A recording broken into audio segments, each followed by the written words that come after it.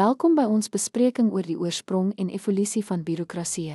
Ons sal ondersoek hoe hierdie organisatoriese strukture komplekse take doeltreffend bestuur. Bureaukrasie word in hiërargieë georganiseer met duidelike gesags- en verantwoordelikheidslyne. Besluite vloei van topbestuur tot laervlak werknemers. Take binne bureaukrasie word verdeel tussen verskillende eenhede of departemente, elk verantwoordelik vir spesifieke funksies. Hierdie spesialisasie verhoog doeltreffendheid en produktiwiteit. Bureaukrasie funksioneer volgens gevestigde reëls en prosedures om konsekwentheid en billikheid te verseker.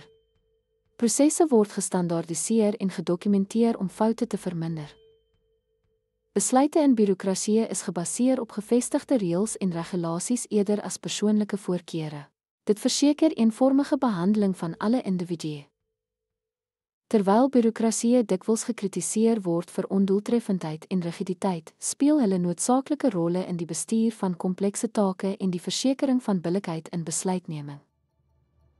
Kortliks, bureaukrasie word gekenmerk deur hiërargiese gesag, arbeidsverdeling, gestandaardiseerde prosedures en onpersoonlike besluitneming. Dankie dat jy aan hierdie bespreking oor bureaukrasie deelgeneem het.